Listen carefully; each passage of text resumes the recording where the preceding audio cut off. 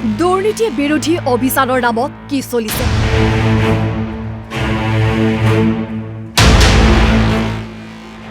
নিৰপৰাধী লোকক অপৰাধী সজাইছে নেকি একাংশ বিষয়াই? গ্ৰেপ্তাৰৰ ৰেকৰ্ডৰ নামত নিৰপৰাধীকো গ্ৰেপ্তাৰ কৰিছে দুৰ্নীতি নিবাৰক আৰু তদাৰকী শাখা।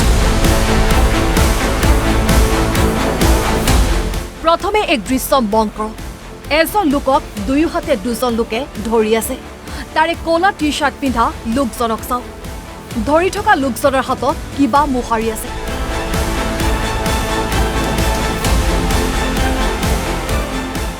বাৰে বাৰে নিজৰ হাতখনেৰে লোকজনৰ হাতত মোহাৰি আছে। এসময়ত হাতৰ পৰা গোপনে এটা পেকেট পেলাই দিছে।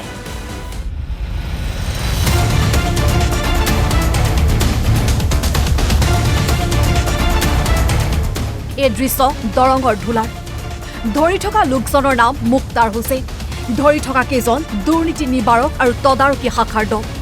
যোৱা 29 নৱেম্বৰত ধুলা থানাৰ ভাৰপ্ৰাপ্ত আৰক্ষী বিষয়া অজয় সন্দিকৈক এজন ব্যক্তিৰ পৰা 1 লাখ টকা উৎকোচ লোৱাৰ অপৰাধত দুৰ্নীতি নিবাৰকে গ্ৰেপ্তাৰ কৰিছিল। লগতে টকা আনি দিয়াৰ অপৰাধত মুক্তাৰ আলীক গ্ৰেপ্তাৰ কৰিছিল। কিন্তু মুক্তাৰ আলীৰ দাবী তেওঁ নিৰ্দোষী। কি হৈছিল 29 নৱেম্বৰত? ৰফিক নামৰ বন্ধুৱে মুক্তাৰক মাতি পঠাইছিল।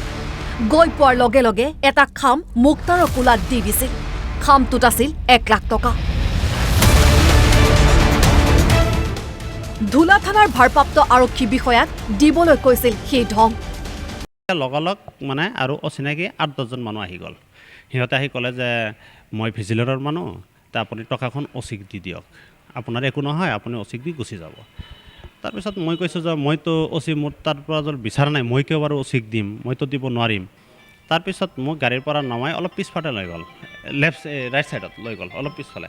মই কিন্তু মান্তি নোহোৱাত সিহঁতে কি কৰিলে, এইফালৰ পৰা এটা কলা টি চাৰ্ট পিন্ধা ল'ৰা এটা দৌৰি আহিল। সিহঁত ভিজিলেন্সৰ মানুহ, কিন্তু এতিয়া মই দেখা পালে চিনি পাম, নাম নাজানো।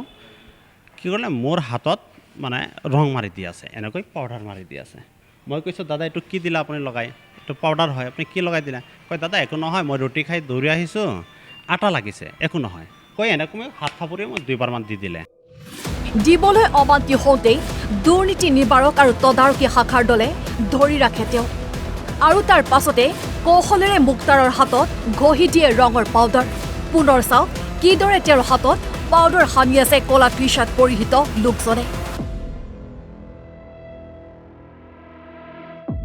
3:13:18 সিহঁতৰ পকেটৰ পৰা এই কলা টি চাৰ্ট পিন্ধা ল'ৰাজনে পেকেট ওলালে। আৰু 3:13:18 পৰা মোৰ এই হাতখনত, বাওঁ হাতখনত ৰংখন ঘঁহি আছে। এই যিখিনি সময়ত মই যে কৈছিলোঁ যে কি লগাইছে, সেইখিনি সময়ত সিহঁতে ঘঁহি আছে। তাৰপিছত কি কৰিলে, 3:14:01 হাতৰ পৰা সিহঁতে পেকেটখন পেলাই দিলে। তে আপোনালোকে যদি মোবাইলত চাই হয়তো কম পাব, যদি টিভিত বা লেপটপত চাই আপোনালোকে ভালকৈ গম পাব। এই ৰং সনাৰ পাছতে ধুলা থানাৰ ভাৰপ্ৰাপ্ত আৰক্ষী বিষয়া অজয় সন্দিকৈ চৰকাৰী বাসগৃহলৈ মুক্তাৰক লৈ যোৱা হয়। আৰু তাতেই নিশা 2জনক গ্ৰেপ্তাৰ কৰে দুৰ্নীতি নিবাৰক আৰু তদাৰকী শাখাই। তাত গাড়ীত উঠালে। প্ৰায় 15 মিনিটমান মোৰ লগত মানে আলোচনা হ'ল, মানে দিব লাগে, মই মান্তি নোহোৱা। 15 মিনিটত 16 মিনিট তাত গুচি গ'ল। যোৱাৰ পিছত মোৰ গাড়ীত উঠালে, মোৰ স্কৰপিঅ' গাড়ী হয়। তেতিয়া সময় মোটামুটি 3:11 পৰা 3:26 লৈ এইখিনি টাইম হয়, 3টা আবেলি 26 লৈ তাতে ৰখাই মোক গাড়ীৰ ভিতৰত সোমাই মোৰ গাড়ীতে কিন্তু উঠাই লৈ যাওঁতে গাড়ীৰ ভিতৰত আৰু ধুনীয়াকৈ পাউডাৰ চাউডাৰ মাৰিলে। মাৰি থানাত লৈ গ'ল। থানাত লৈ যাই থানাত 5 মিনিট বহালে। তাৰ পৰা আকৌ পিছফাল দি লৈ আকৌ অচিৰ কোৱাৰ্টাৰত লৈ গ'লে। তেতিয়া ধলা থানাৰ অচি অজয় কুমাৰ সন্দিকৈ তাৰ কোৱাৰ্টাৰত লৈ যাই মোক হাতখন ধোৱালে।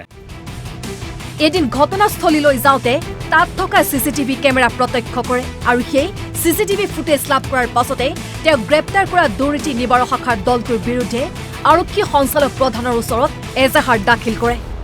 আমাৰ এণ্টি কৰাপশ্যনৰ ওপৰত কোনো অভিযোগ নাই।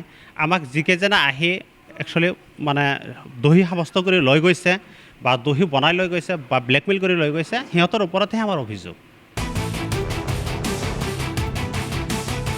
যদিহে মুক্তাৰৰ অভিযোগ সত্য প্ৰমাণিত হয়, তেন্তে দুৰ্নীতি বিৰোধী অভিযানৰ নামত যে এখন নাটক চলি আছে সেই কথা স্পষ্ট হৈ পৰিব।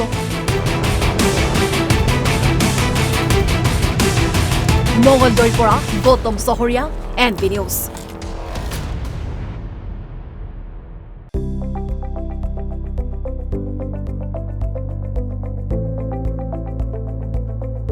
NB নিউজ, সহজ সৰল ভাষাত নৱভাৰতৰ কথা।